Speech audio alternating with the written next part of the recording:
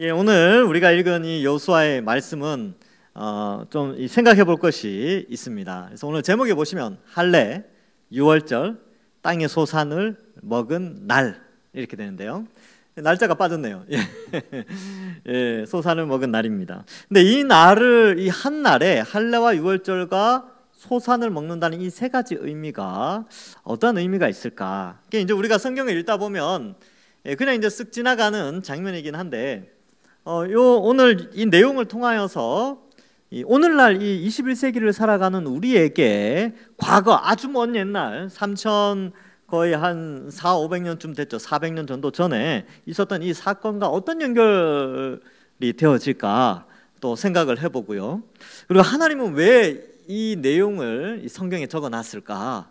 이것도 우리가 좀 같이 생각해 봤으면 좋겠습니다. 여러분 사실 금요일 저녁쯤 되면 저는 그렇게 생각합니다. 이렇게 일주일 동안 너무 바쁘게 살아오셨고 각자의 삶 속에서 막 전쟁하듯이 막 이렇게 열심히 달려오다가 이 저녁 시간에 이렇게 딱 오면 갑자기 성경을 딱 펼치면 약간 딴 세상에 와 있는 듯한 그런 느낌이 드실 수도 있을 거예요. 그런데 여러분 우리가 원래 살아가던 그 삶의 터전은요, 그게 본질이 아니에요. 우리가 살아왔던 본질은 그냥 좀 부수적인 거고, 지금 이 말씀을 배우는 시간, 이 말씀을 깨닫는 이 시간이 우리의 본질과 연결되어 있습니다. 그래서 여러분 지금 이 말씀을 이렇게 듣잖아요. 이 영향력이요, 영원한 세계와 연결되어 있어요. 우리가 어쩌면 월요일부터 토요일까지 학습하고 배워오고 눈으로 보았던 이 세상은 일정한 시간이 지나면 없어지는 세상입니다. 그러니까 다시 한번 정신을 바짝 차려서 이 시간 말씀을 통하여서 우리가 다시 한번 내가 어떤 사람인가? 내가 왜 예수님을 믿는가?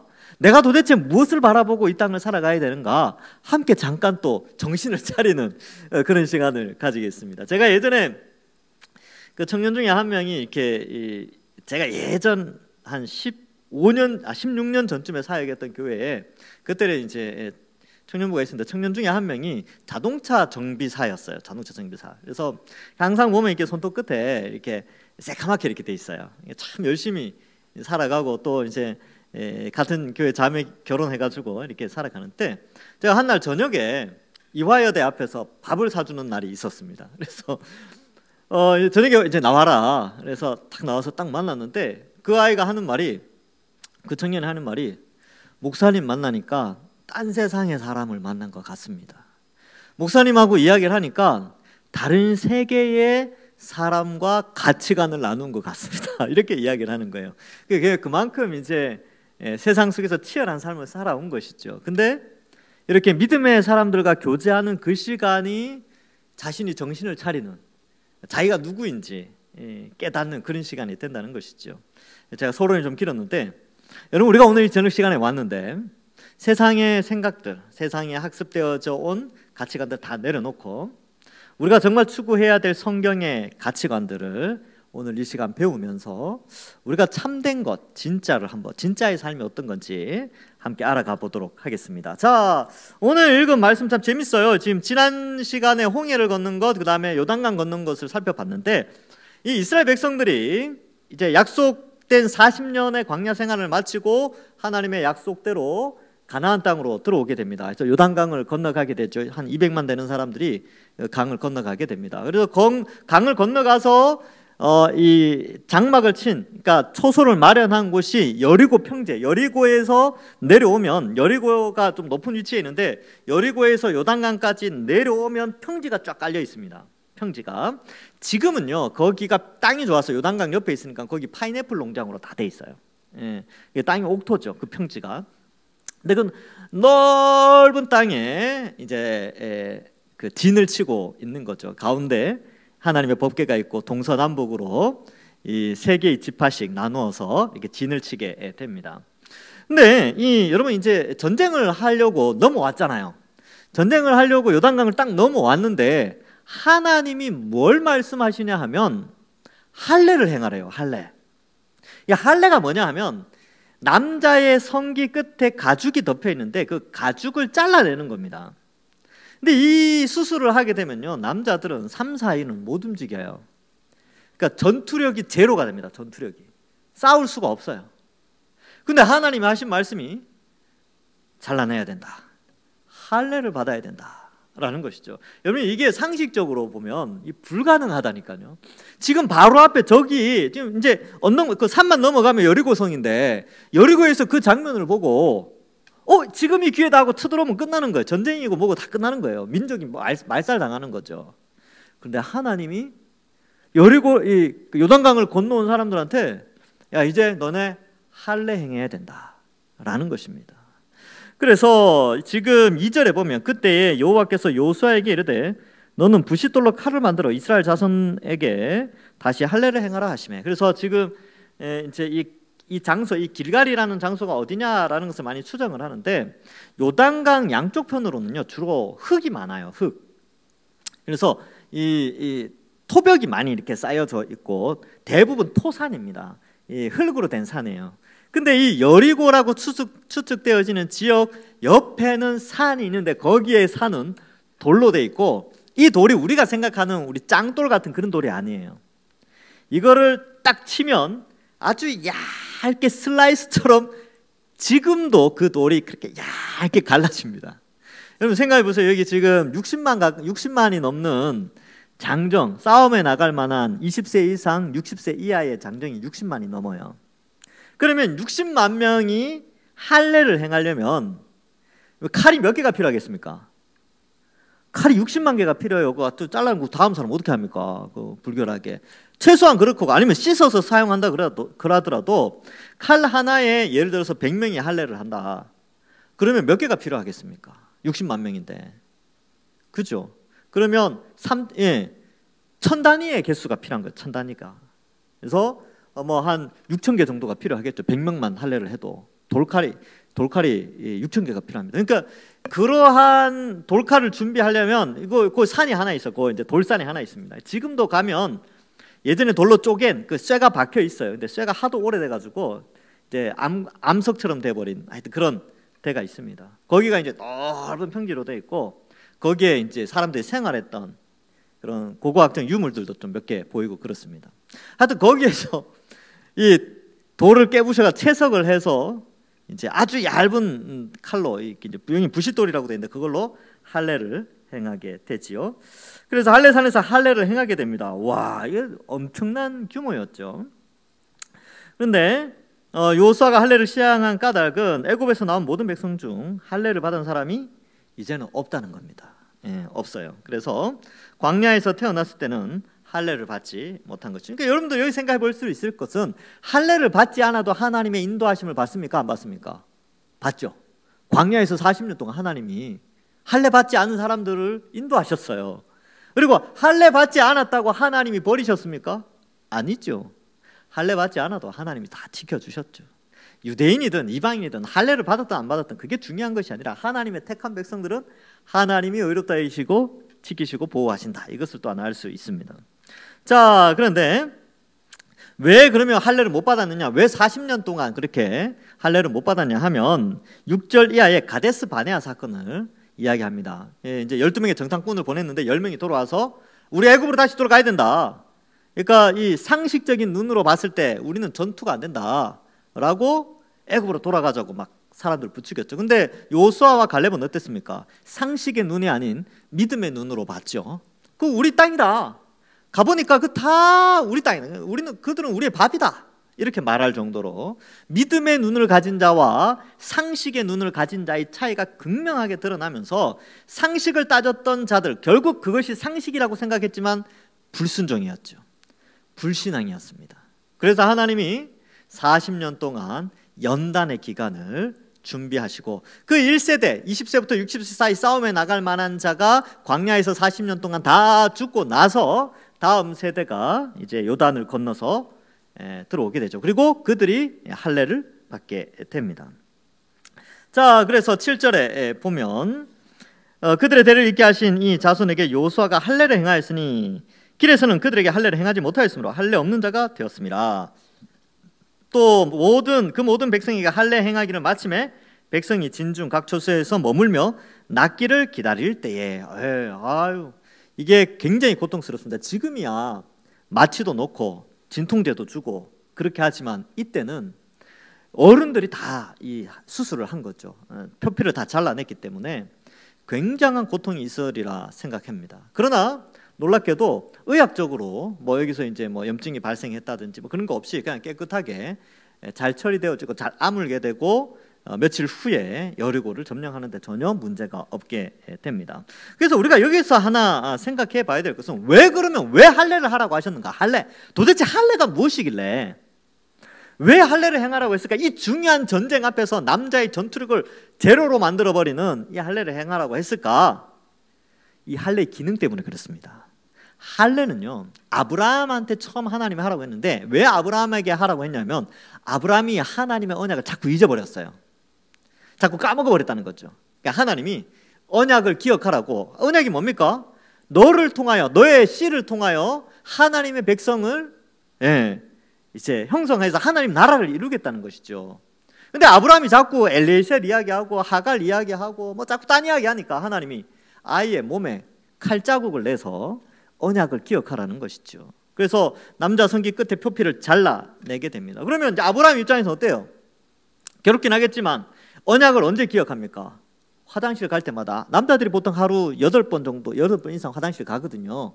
그러면 매일 8번씩 그렇지, 내가 하나님의 언약 백성이지. 하나님이 언약하신 것은 나를 통하여 자손이 태어나게 하시고 내 자손을 통하여 하늘의 별과 같이 땅의 티끌같이 바다의 모래와 같이 많이 해서 그들을 하나님의 백성으로, 하나님 나라의 백성으로 삼아주신다고 하셨지. 그거 기억해야지. 그게 아브라함이 할례를 받은 이유였어요. 그런데 이 여호수아에서는 하나의 기능을 더 설명합니다. 그것은 뭐냐 하면 수치를 굴러가게 한다. 즉 죄를 잘라낸다라는 의미도 있다는 것이죠. 그래서 몸의 표피를 잘라내면서 잘라낸다라는 의미 속에 죄악을 잘라내고 버린다, 이런 개념이 있는 것이죠. 그래서 가데스 바네아에서 불순종했던 그 죄악들, 이 모든 것 다 잘라내고 그 다음 애굽에 있었던 모든 수치들, 애굽에 있었던 모든 문화들, 애굽의 모든 죄악들을 다 잘라내어서 버린다. 그리고 전쟁 앞에 있지만 하나님이 우리를 인도하시고 하나님이 승리케 하신다라는 것을 믿도록 이 할례를 행하게 됩니다. 그래서 할례는요, 기억한다라는 개념이 있고 두 번째로는 잘라낸다라는 개념이 있습니다. 그래서 하나님의 구원, 하나님의 약속, 하나님이 가나안 땅을 차지해 주겠다라는 약속을 기억하는 것, 이 기억. 두 번째로는 애굽의 수치, 애굽의 죄악을 잘라낸다라는 의미에서 이 할례를 행하게 되었다는 것이죠. 여러분, 그러면 우리는 뭐 할례를 받을 필요가 없습니까? 우리는 할례와 무관합니까? 이렇게 생각할 수 있는데 아니요. 골로새서 2장 11절에 보면 이렇게 나옵니다. 또 그 안에서 너희가 손으로 하지 아니한 할례를 받았으니 곧 육의 몸을 벗는 것이요 그리스도의 할례니라, 이렇게 기록하고 있어요. 그래서 골로새서의 표현을 보면 육의 몸을 벗는 할례 이렇게 돼 있어요. 즉 죄의, 육체에 가지고 있는 죄의 정욕들, 욕심들을 잘라내는 할례, 그리스도께서 행하신 우리의 수치를 굴러가 십자가로 말미암아 우리의 수치를 다 잘라내신 그 십자가로 우리가 그리스도의 할례를 받았다라고 말씀하는 것이죠. 그래서 우리는 다, 여러분이나 저나 다 할례 받은 사람들이에요.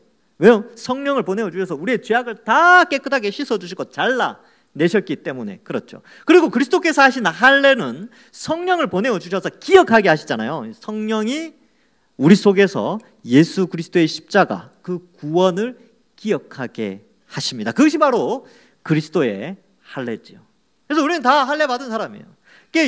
육체의 할례, 이게 의미가 없다는 거죠. 그래서 바울 사도가 할례는 구원과 전혀 상관이 없다, 그것을 그렇게 강조했던 이유가 그리스도의 할례를 이미 유대인이든 이방인이든 다 받았기 때문에 육체 그 껍데기 잘라내는 거 큰 의미 없다, 이것을 나타내고 있는 것이죠.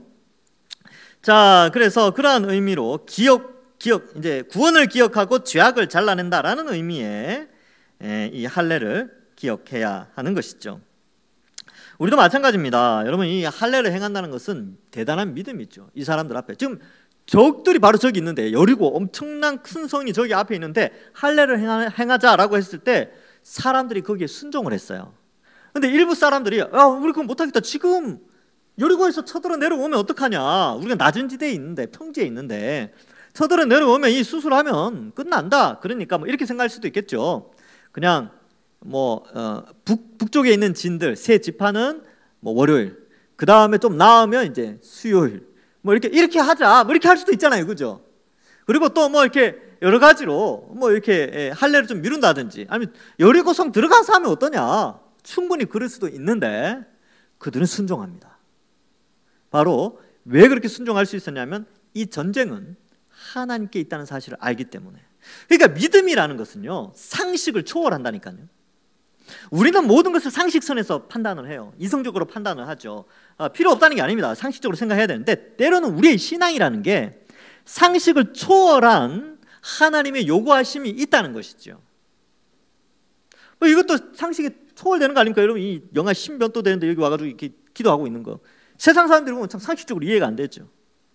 주일날 또 안 빠지고 주일날 계속 나가요. 와, 세상 사람들이 볼 때는 비상식적인 사람들로 보입니다. 그리고 지금이 어떤 시대입니까? 지금 자본주의 시대 아닙니까? 자기를 위해서 살아야 되고 자기 가정을 위해서 살고 막 모으고 해야 되는데, 그리스도인들은 엘리베이터 설치한다고 막 헌금해. 이게 상식입니까? 이건 상식이 아니에요. 근데 우리는 어떻게 살아가느냐? 우리는 상식을 초월하여 믿음의 눈으로 살아가는 거예요. 그렇게 사는 것이 우리의 인생입니다. 이 이스라엘 사람들도 똑같았어요.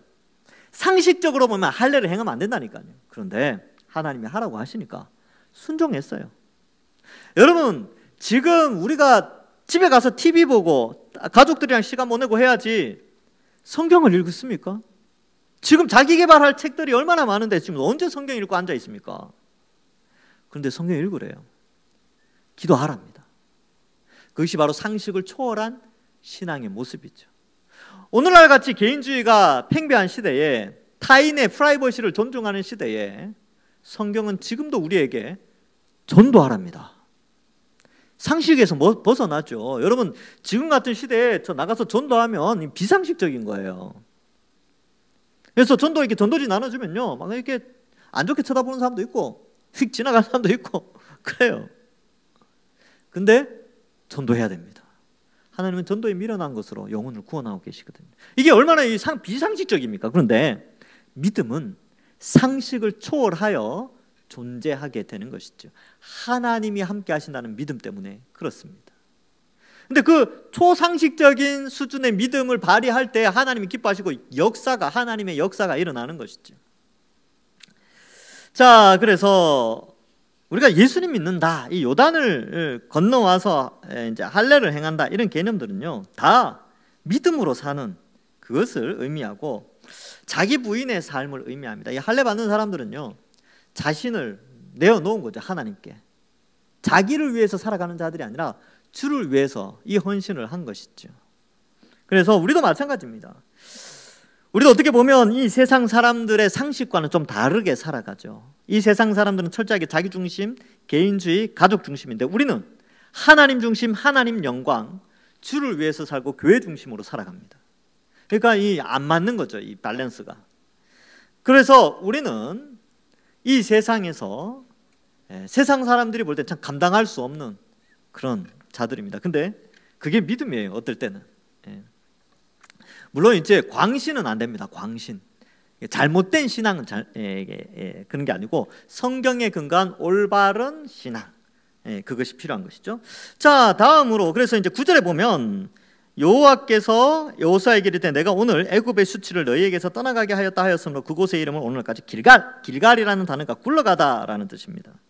그래서 애굽의 수치가 여기서 굴러갔다, 끝, 이런 의미가 있는 것이죠. 자, 이제 10절부터 12절에는 두 가지 사건이 더 나옵니다. 바로 유월절과 또 첫 소산을 먹는 아주 드라마틱한 장면이 나오게 되는데, 또 이스라엘 자손이 10절에 보면 길갈에 진쳤고 그 달 14일 저녁에는 여리고 평지에서 유월절을 지켰다, 이렇게 기록하고 있습니다. 할례 행했죠. 막 힘든데 거기다 유월절까지 또 지켰어요. 그래서 이 유월절 역시, 유월절을 지킨다라는 것도 역시 기념하고 기억하는 기능이 있습니다. 그렇다면 유월절에 무엇을 기억하고 기념하였을까요? 유월절이라는 것이 무엇입니까? 유자는 넘을 유자입니다. 월자도 넘을 월자예요. 유월, 넘어간다.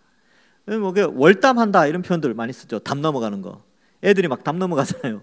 월담한다 그러죠. 월장한다, 월담한다 그러는데 그 월자가 넘을 월자입니다. 근데 유자도 넘을 유자를 씁니다. 그래서 이게 뭘 의미하느냐면 하나님이 열 번째 애굽에서 열 가지 재앙 중에 열 번째 재앙이 뭐냐면 장자의 죽음인데 애굽 땅에 존재하는 모든 장자는 죽어야 되는 심판을 받는 것이죠. 그런데 하나님께서 살려주는 방법을 알려줍니다. 그게 뭐냐 하면 어린 양의 피를 집 문설주, 그러니까 이 기둥과 임방에 딱 바르면 죽음의 사자가 넘어간다는 거예요. 유월한다는 거죠. 유월. 뛰어 넘어가게 됩니다. 그래서 장자가 죽지 않게 됐죠. 그럼 제가 질문을 한번 해볼 테니까 속으로 대답해 보세요. 그 이스라엘 사람이 아닌데 이집트 사람이 그 소식을 들었어.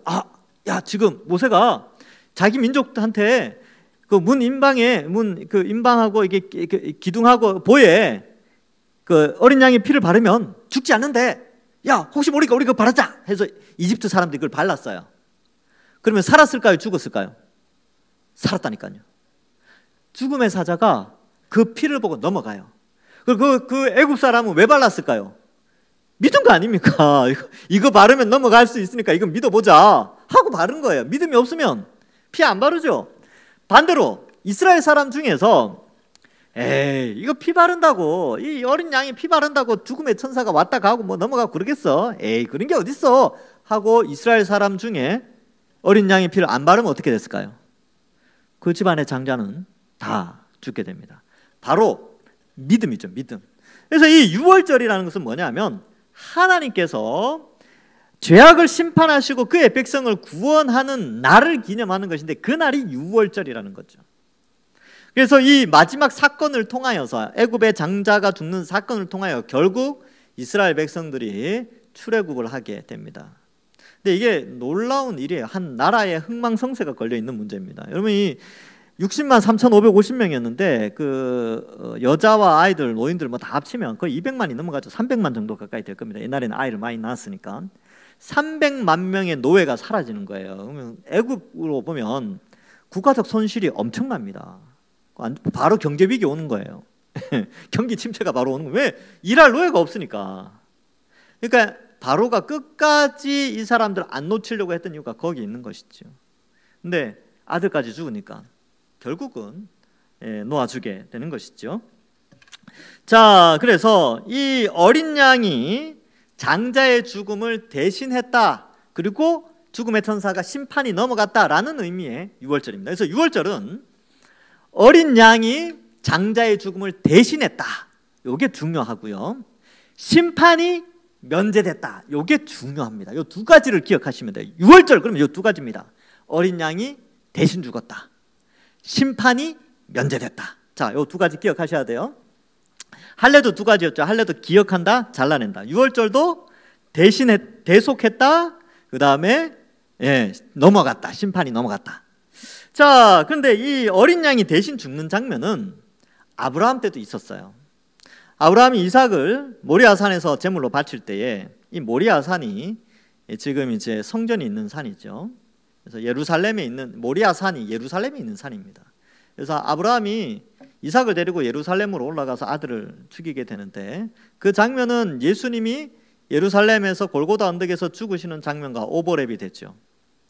그걸 상징하게 되는데 이 이삭을 죽여야 되는데 이삭은 아브라함의 후손의 대표입니다. 이삭을 죽이면 모든 것이 그냥 하나님의 약속이고 뭐고 다 없어져요. 근데 아브라함이 이삭을 죽일 수 있었던 이유는 히브리서에 보면 그렇게 나와요. 아브라함은 이삭이 부활할 줄 믿고 이제 이삭을 죽이게 됐죠. 왜요? 하나님이 약속하셨으니까 그 약속을 믿으면 약속을 믿으니까 뭐라고 생각했어요? 죽여도 살려주신다. 이 믿음이 있었던 것이죠. 그래서 그 믿음대로 이렇게 행하게 되는데 그때 이삭을 죽이려고 할 때 수풀에 걸린 순양이 등장하게 됩니다. 하나님이 그 양을 준비하셨죠. 그리고 그 양이 이삭을 대신해서 죽게 됐죠.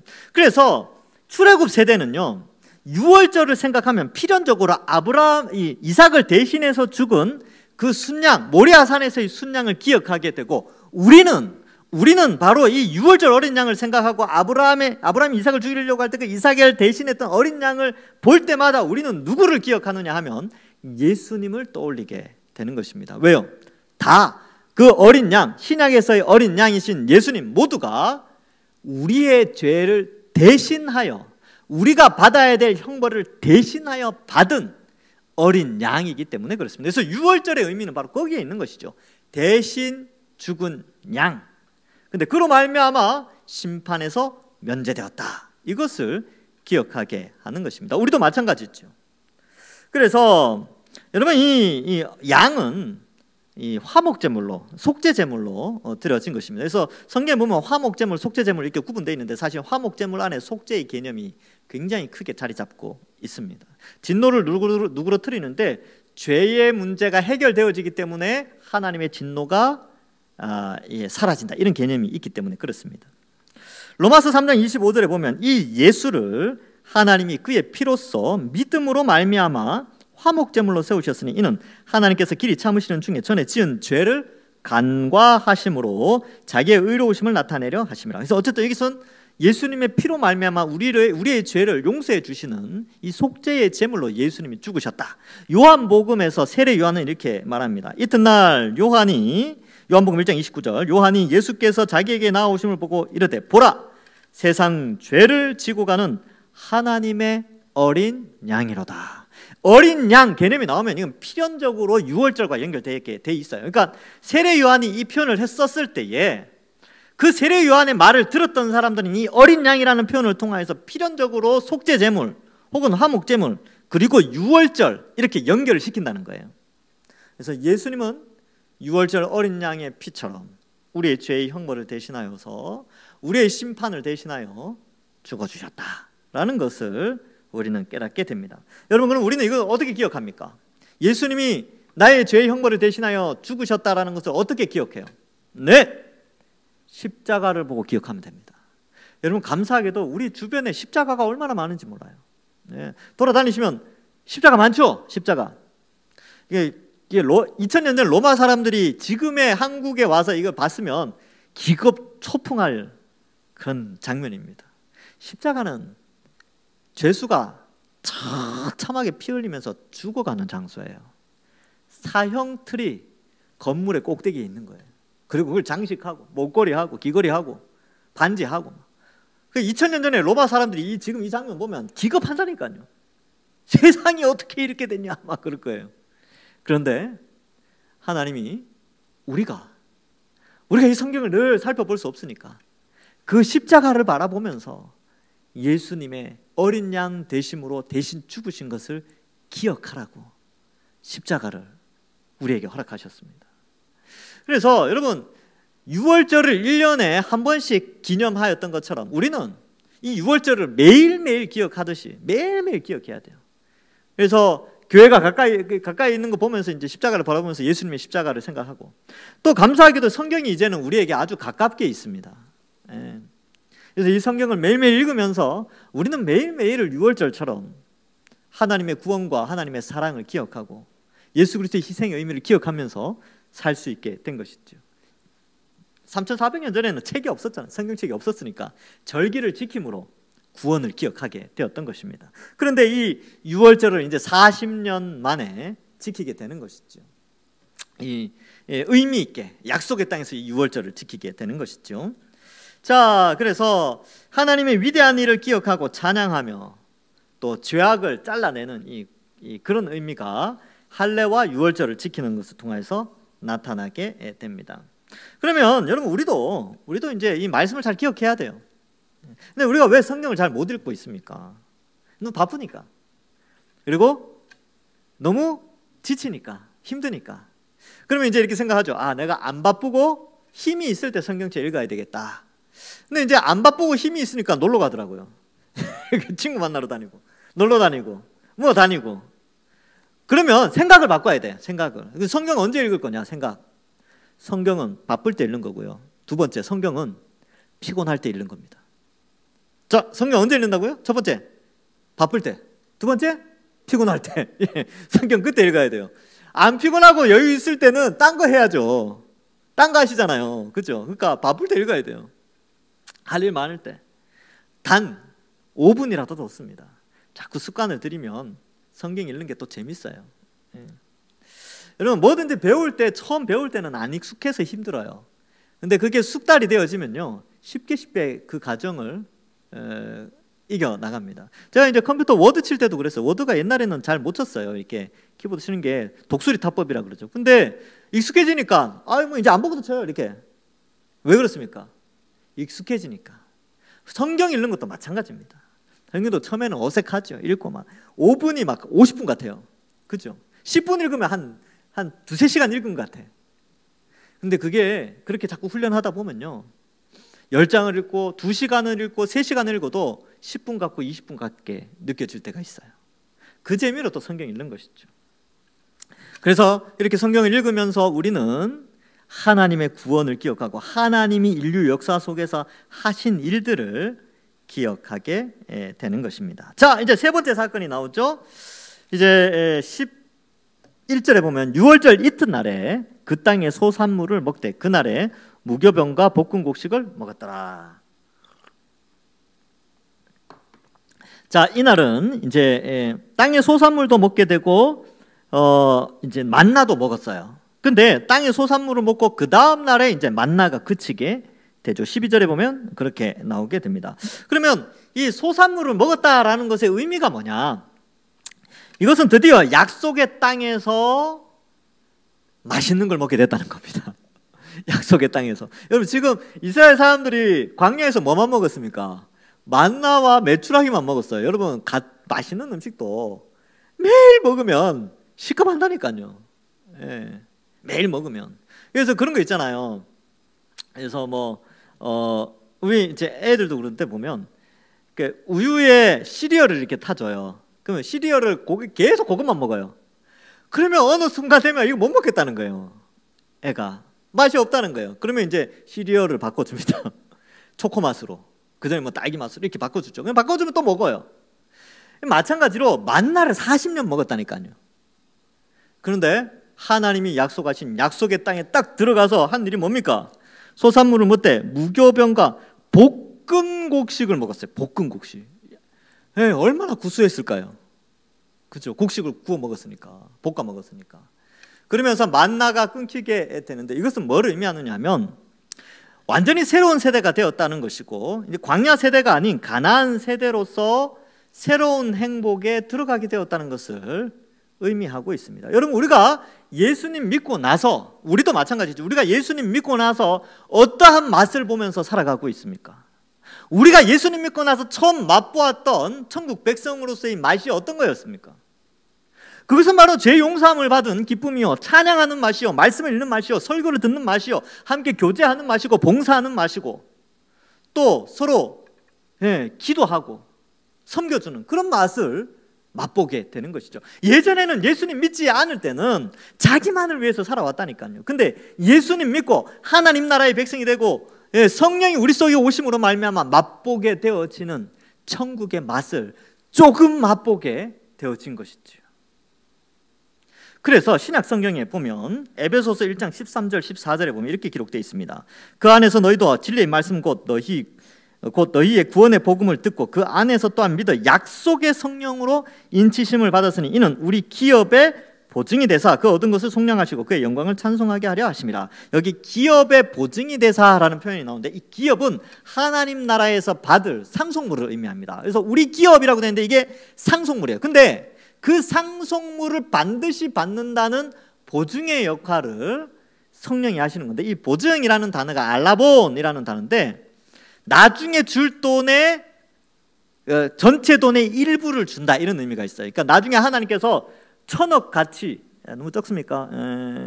1조 원의 가치의 하늘 상속물을 우리에게 주는데 성령께서 첫 돈을 맛보게 하는 거예요. 100만 원만.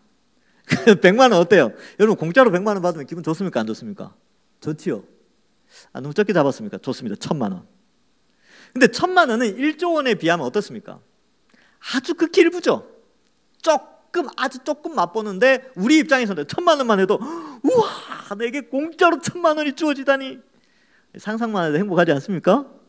근데요, 성령이 우리에게 오셔서 천국을 미리 조금 맛보게 하셨는데, 교회를 통하여, 말씀을 통하여 기도하는 거, 찬양하는 거, 이런 걸 통하여서 천국을 미리 조금 맛보게 하는데 우리는 그게 너무나 큰 기쁨으로 다가온다는 거죠. 근데 나중에 정말 하나님 나라에서 받아 누릴 것은 지금 우리가 누리는 이 기쁨과는 비교할 수 없는 너무너무 어마어마한 축복과 기쁨이 준비되어 있다는 것입니다. 그래서 이 첫 소산을 먹은 사람들의 기쁨이 어땠을까요? 우와, 드디어 약속의 땅에서 이걸 처음 먹었구나. 그리고 어떤 소망이 생겨요? 이제 평생 이 맛있는 거 먹겠구나. 평생 이 볶음국식 먹고, 평생 이 뭡니까? 무교병 먹고, 또 뭐 평생 이 땅에서 나는 젖과 꿀이 흐르는 모든 음식들 먹겠구나. 이 소망 가지고 사는 거예요. 만나가 아니라. 만나는 그 다음날 그쳐버렸어요. 근데 이것은 무엇을 의미하느냐면, 여러분, 우리가 영원히 받아 누릴 하나님 나라에 맛보는 것이 준비되어 있습니다. 성령이 우리 속에 오셔서 그 하나님 나라의 축복을 미리 조금 맛본 게 이 정도예요. 그러면 하나님 나라에서는 엄청난 것을 준비하신 거겠지요. 그래서 그 해에 가나안 땅의 소출을 먹었더라 라고 하면서 약속이 성취되어집니다. 마찬가지로 여러분, 지금 우리는 사실은요, 가나안 땅을 점령한 상태가 아니라 가나안 땅을 향해 가는 광야의 교회와 같습니다. 그래서 스데반 설교에도 보면 이 광야 교회라는 표현을 쓰거든요. 우리가 바로 그런 상태예요. 하나님이 약속하신 약속의 땅은 예수님의 재림으로 말미암아 완성되어집니다. 우리는 그 날을 소망하면서 그때에 완성될 하나님 나라의 영원한 기쁨을 맛보기 위해서 이 땅을 살아가는데, 우리가 오늘 이 말씀을 통하여서 우리는 비록 영원한 하나님 나라의 맛을 미리 조금 맛보며 살아갔지만, 오늘 할례, 유월절, 첫 소산을 먹는 이 장면을 통하여서 우리가 이러한 삶을 끊임없이 살아가야 됩니다. 여기 나오는 사람들은 전쟁이 계속 남아있죠. 약속의 땅에 첫 소산을 먹었지만 여전히 전쟁 가운데 있습니다. 우리도 마찬가지죠. 우리가 성령을 통하여 하나님 나라의 축복을 미리 맛보았지만 그러나 아직 완성되진 않았어요. 우리에게는 아직 싸워야 될 영적 전쟁이 남아 있습니다. 에베소서 6장 12절, 우리의 씨름은 혈과 육을 상대하는 것이 아니요 통치자들과 권세들과 이 어둠의 세상 주관자들과 하늘에 있는 악한 영들을 상대함이라 라고 하면서 아직 이 안식을 미리 조금 맛보았지만 이 안식을 지키고 영원한 안식을 추구하며 살아가는 전쟁이 우리에게 있다는 것을 말씀해 주고 있습니다. 말씀을 맺습니다. 여러분, 이 할례, 그리스도의 할례를 받은 자들입니다. 그래서 할례는 구원을 기억하고 죄악을 잘라내야 되기 때문에 우리도 날마다 예수님 십자가 기억하고 날마다 죄악을 잘라내고 끊어내고 죄악과 타협하지 않고 유월절처럼 하나님의 그 엄청난 사랑, 예수님의 십자가 대속의 은혜를 날마다 기억하고 땅의 첫 소산을 먹어서 기쁨으로 하나님께 영광 돌렸던 것처럼 성령을 통하여 하늘의 기쁨을 미리 조금 맛본 우리는 영원한 하나님 나라를 소망하면서 이 전투 앞에 믿음으로, 상식을 초월한 믿음으로 살아가야 합니다. 이러한 결단을 통하여서 하나님이 준비하신 영원한 하나님 나라의 축복을 받아 누리시고 또 이 땅 가운데 참 기쁨으로 하나님과 동행하는 기쁨, 영적 전투에서 승리하는 기쁨을 누리시는 우리 모든 주의 백성들 되기를 주님의 이름으로 간절히 축원합니다. 기도하겠습니다. 하나님 감사합니다. 우리를 택하여 구원하여 주시고 예수 그리스도의 십자가 형벌 대속의 은혜로 하나님 자녀 삼으시고 심판에서 면제받고 약속의 땅에 들어가는 영원한 축복을 허락하여 주시니 감사합니다. 성령을 통하여 하나님 나라를 미리 맛보게 하셨사오니 우리가 가진 이 천국의 복락을 끝까지 잘 지켜나가고 영적 전투 가운데 승리하며 날마다 기쁨으로 살아가는 우리 모든 주의 백성들 될 수 있도록 축복하여 주옵소서. 감사드리옵고 예수님의 이름으로 기도하옵나이다. 아멘.